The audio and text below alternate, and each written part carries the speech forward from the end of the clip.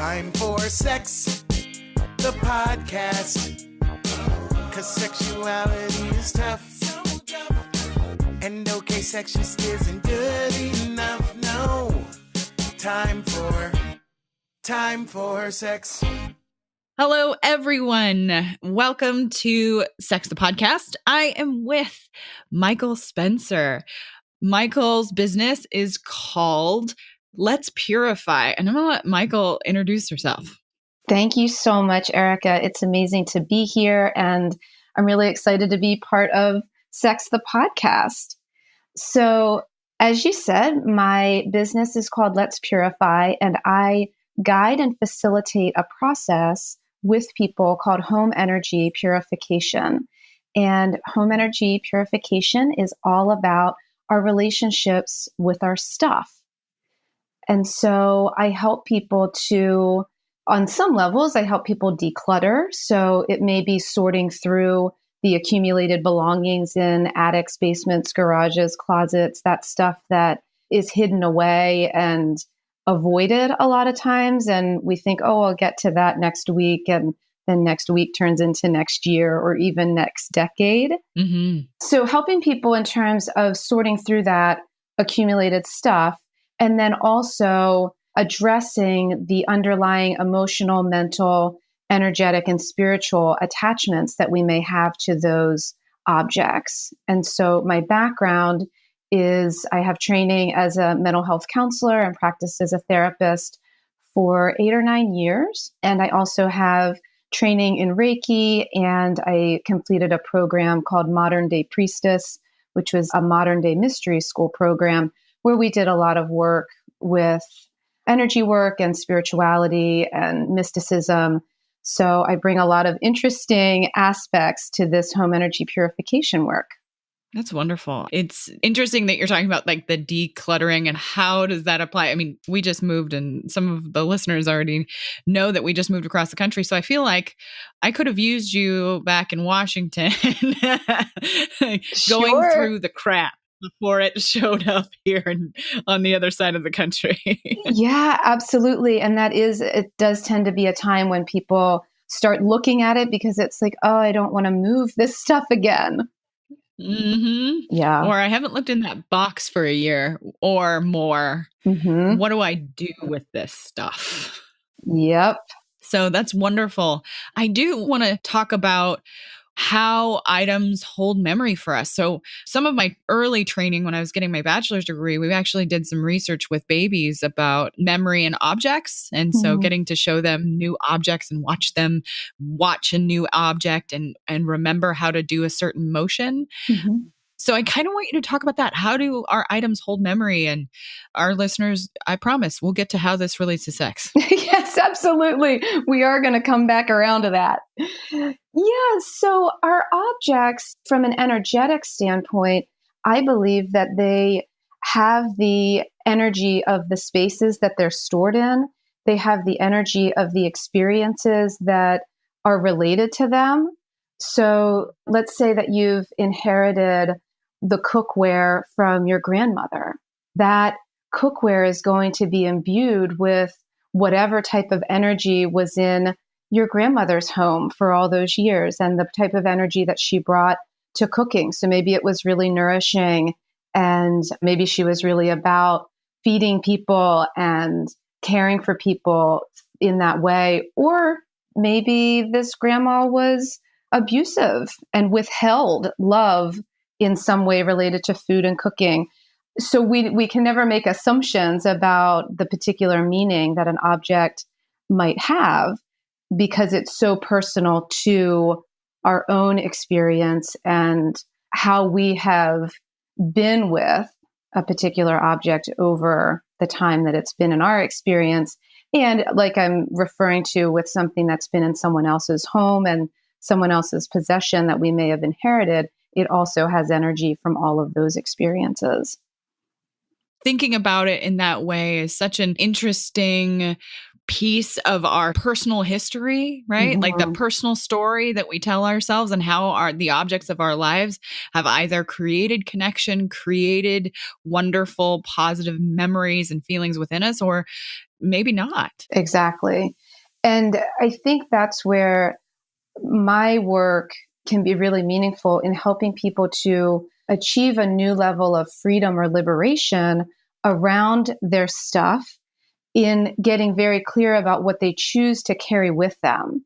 Because a lot of times we carry stuff from house to house, from, we put it in one closet and then we move it to another closet, or it sits in a box, or these maybe even things that are out in the living space with us that we maybe haven't brought a clear awareness to the choice to have it in our lives or not. So often we may inherit something, maybe something's given as a gift, and we may have beliefs about that. Well, you shouldn't regift something because that's rude, or you have to hold on to it for a year, or, whatever these Yes. things we make up without really having awareness of the choice to say, you know what, this on a soul level or on a gut level, however people tune in, man, this just doesn't resonate. I don't Yeah, really, absolutely. I think that's yeah. a wonderful way to think about it. Obviously, our audience can't see us, but I'm like nodding and I'm looking around the room while we're talking. I'm like, okay, what in this room have I kept for far too long?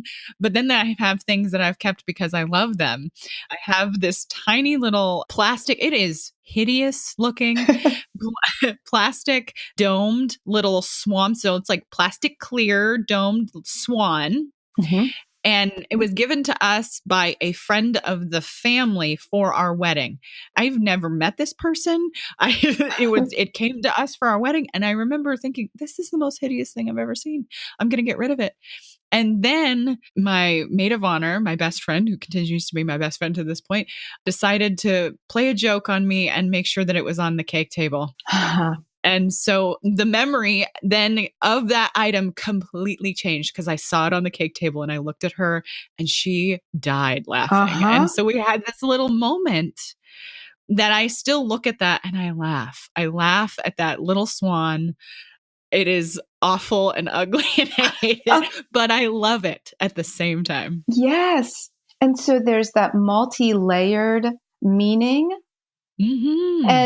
And it's so funny because if our listeners could hear us, or see us, they would see me nodding, and I'm so riveted by people's stories about their connections to their stuff. And I love hearing how the meaning shifted in an instant for you. And I imagine you can see the smile on your best friend's face right now in your mind's eye as you look at that swan. Yep. And when she listens to this episode, she's going to call me and just be like, can't believe you told that story.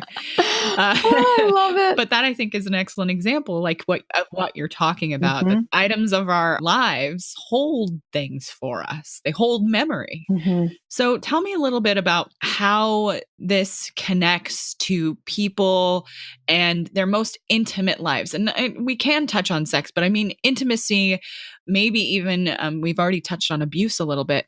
What have you kind of seen, not maybe with just clients, but maybe globally in some of the things that you've seen across your work? So we're human beings, and so we are dense energy beings. And in order to survive in these physical bodies, we need stuff. We need shelter, we need food, and we need things around us for our comfort. And certainly, perhaps we have way more than we actually need to survive. So my work is never about judgment about what we should or shouldn't carry with us and what we should or shouldn't have in our lives. It's about getting really clear. And I think that word intimate is really applicable because it is so personal. It's so deeply personal what we choose to surround ourselves with. And when we bring that consciousness to it, we get to be really clear, just like you're saying with that swan, that it brings this joy. It's this really funny memory and that's an intimate moment that happened at your wedding with your best friend. like, what a beautiful experience. And that's what it's about, bringing our awareness to surrounding ourselves with as many things as possible that give us that uplifting feeling that may not be obvious from the outside perspective. Nobody else, other than all your listeners now, Yeah, right. will know, walking into a room, they're going to see that object and not understand the meaning that it holds for you. And so I feel like that relates to a piece of what you're asking. And my background as a therapist was in trauma. And so you kind of always have that trauma lens in my awareness. And so we can certainly subconsciously or unconsciously be choosing to maintain objects in our surroundings or that are hidden away that do represent traumatic experiences in our lives. And Absolutely. I think we don't often bring the attention to it, in part because it's extremely painful to revisit traumatic experiences or even just highly emotionally charged experiences. Absolutely. I've definitely not only just worked with clients, but I can identify what you're talking about, not only personally, but with clients, with friends, with family, that they've held on to something that they can't get rid of, even though it is this symbol of something that is incredibly painful to them. Mm-hmm.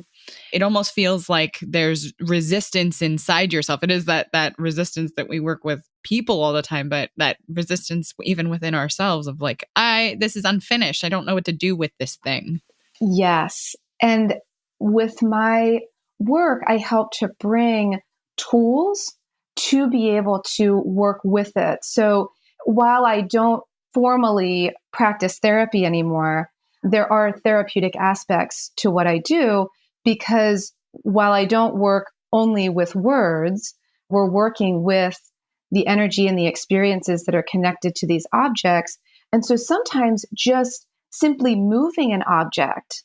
So let's say there's an object that represents a trauma or a really painful or emotionally charged experience that has been in a box tucked away in a closet for 4 years. I might say, what's one small movement that you could make with this object that could help to bring a shift and to represent the internal willingness to start to shift and change your way of relating with the experience and the object? And so the work is a little bit like sand tray. And I don't know if your listeners are familiar with sand tray work. So you create a world in the sand with various objects and then move the objects, and that helps to move our relationships with previous experiences.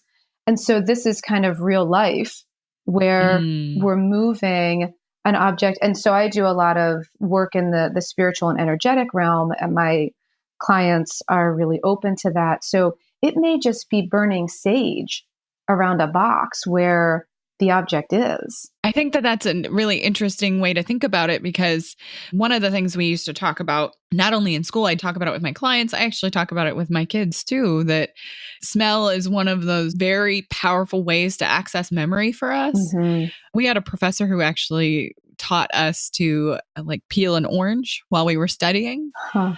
And then to peel the orange while we were taking the test itself. And your ability to recall memory, if you associate that memory with a smell, Mm-hmm. is like quite a bit, by a high percentage. Of course, I don't know it off the top of my head, Sure.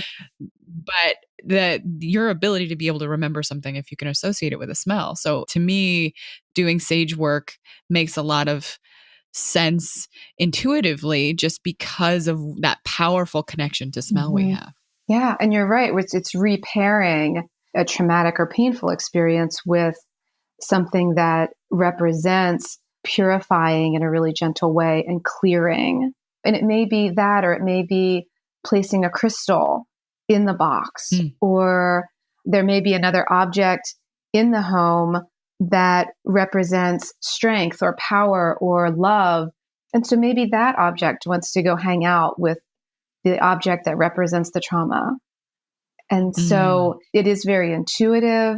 it's using that felt sense. So I make suggestions with my clients, and it's always about what resonates with them. And often they're like, oh, I don't want to do that. And I do want to do this. And so often my suggestions will elicit that internal idea or that inspiration to go, oh, this is how it would feel best to move forward. Oftentimes, and I'm sure you felt this way also when you were working as a therapist as well, that our clients tell us exactly what they need. Indeed. It's not anything we're doing. We're not psychic people. Like, it takes some work to try to really help a client see, oh, okay, this is something I actually really want. And then they finally feel freedom to be able to say those things. Yes. And so I imagine you experience that quite a bit in your work. Mm-hmm. And it is a process. When you've worked with people who've dealt with abuse or trauma, have you worked with people with sexual trauma, maybe around certain objects? And it's interesting. I have not specifically. And I felt very inspired to even have this conversation just to help inspire your listeners and, anyone who may come across this podcast, because home energy purification can be related to any objects that we're holding and that have meaning for us in our homes. And so when I reached out to you, it was with this idea of like, oh, people could use home energy purification to bring awareness to the items, the objects, the belongings that they have in their homes that represent their sexual lives. And this is one of the reasons why I was really excited when we started talking together on the podcast, is that oftentimes we create distance between ourselves and our sexual selves because we think, oh, okay, that's my sexual identity. My sexual life is something separate, or it's something I'm ashamed of. So I don't really want to think about that or talk about that. But one of the things that I think we forget as well is that we have actually stuff in our house about it too. Mm-hmm. Whether it's a book, whether it's a sex toy, whether it's some kind of blindfold, whatever it is, we have stuff that represents it. Yes. And if we are not aware of the meaning that stuff has for us, how that stuff brings up an emotion or an energetic response, because like you're saying, so often our sexual lives are also kind of relegated to a closet or a closed off space, and it can become kind of shadowy in there. And so the idea of bringing light to the truth of how I really feel about this sex toy. Maybe a person has a sex toy that gets shoved to the back of the drawer. Maybe there's shame about even having it. And they actually want to explore it a little bit more. It's like, what happens if we move that to the front of the drawer? What happens if we get a special box that sits out on the dresser that's like, this is for things that represent my sex life? I think that's a really interesting way to think about it, because I also get lots of questions from parents that are like, what if my kid finds this thing? And it is out of utter terror that they will harm their children in some way if they are exposed to any kind of sexuality, any kind of sexual material. And of course, we guard children from people who might want to hurt them. But when it comes to things that are personal to you, if one of your children finds it, it's actually an opportunity to start a conversation. Maybe not at 3, but maybe at 12, 13, 14, 15. Right. In an age appropriate way with appropriate context. Exactly. Absolutely. And then your child then understands that you do not have shame about having a sexual life. Yeah. And it doesn't mean that a person needs to, leave out all the porn for the kids to find. That's not what we're talking about. But we're talking about these objects that hold maybe actually special positive memories for you and a partner. Absolutely. And I think that's the first step then, especially if a person has children in the home and they're concerned about what the children might think about finding a particular object or stumbling upon it somehow. It seems like it's really important then for us to all be aware of what is my relationship with this particular object? Am I carrying shame about it? Do I feel like I shouldn't have it? Is it taboo for me to get these things? Right. And so to bring that stuff out into the light, literally, so maybe you're sitting on your bed in a private space so that you can really be aware of what comes up whenever I look at this piece of lingerie that was given to me by a past lover. What is that like? And has the energy from that past relationship been cleared from that item? Is it something that a person wants to continue to have in their dresser? Do they even wear it? Right. And then even to the very practical, because my work tends to touch on all of these different facets, including the practical. So are we carrying around, since we're talking about lingerie, for instance, pieces that don't fit or that aren't flattering or that we just don't like? I'm nodding and agreeing. And I can't tell you how many pairs of clothing that I have kept over the years. Oh, yes, I'm going to wear that someday. And I don't.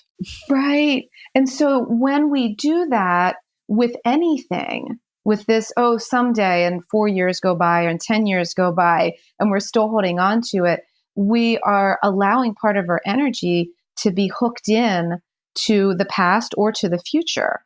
So a lot of this work is about being present and real and authentic with ourselves about what we're holding on to and why. I think that's a wonderful way to think about it. And when I talk to my clients about depression and anxiety in particular, when you were talking about this, I was thinking about that anxiety tends to be a disorder of the future, right? You're constantly worried about what's going to happen. And depression tends to be an issue of dwelling in the past.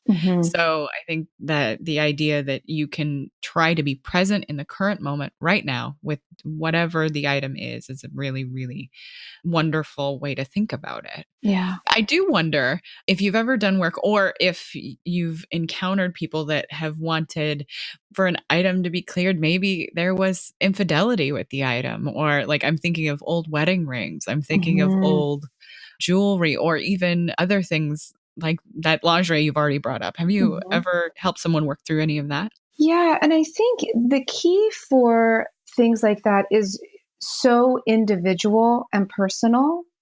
And I think that those items provide such a beautiful avenue for exploring a person's own internal clearing about their beliefs about, for instance, if it is infidelity.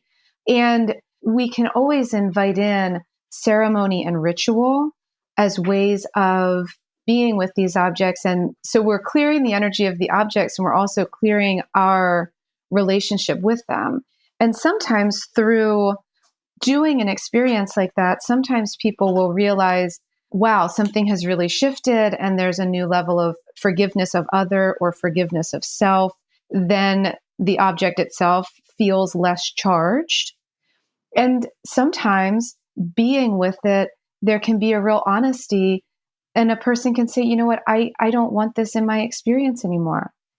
I'm going to have this wedding ring melted down and turned into a different piece of jewelry, or I'm going to pawn it or sell it, because that feels like the best way to bring about that alchemical shift by changing maybe the actual structure of an object. Sometimes people like to burn things. Obviously, anytime we're burning things, we want to do it in a safe way, so we're not setting anything else on fire unintentionally.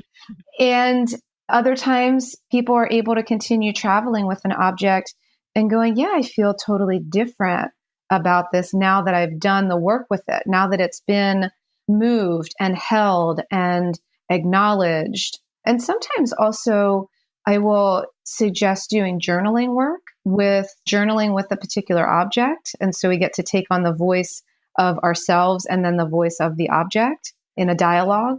It's really profound, because everything in our homes, our sexual stuff and everything else is all a reflection of us anyway. And then of course, when other people are in the home, we've got multiple people's projections represented in our stuff. I was just kind of struck by it. I'm looking around on my desk. I'm going, Mhm. okay, what is this stuff and why do I have it? And I tend to be a bit of a nerd if the listeners didn't already know that. And I have like stuff from Steven Universe on my desk and Star Trek. And I have my little, when I was doing agency work, someone came in and was doing like a training around neurotherapy and things like that. And so I have a little stress ball that's a brain. Uh-huh. And I'm just looking around and all these little memories are coming up with these items that I have on my desk. And they're for me and they're not for anybody else. So I think it's a really interesting way to think about how you can get through issues that may come up around your sex life, around maybe sexual trauma, around any, maybe even relational issues. I think your work is fantastic. And so if people wanted to find you, how would they find you in the world? Yeah, I have a website that is letspurify.energy. And my email is michael@letspurify.energy. And yeah, all the information to contact me is on there. And I provide two basic services. I do a 90-minute interview session and planning session that I call Clarify to Purify. And that's a beautiful starting place. So it's a 90-minute session, and then we do a 30-minute follow-up.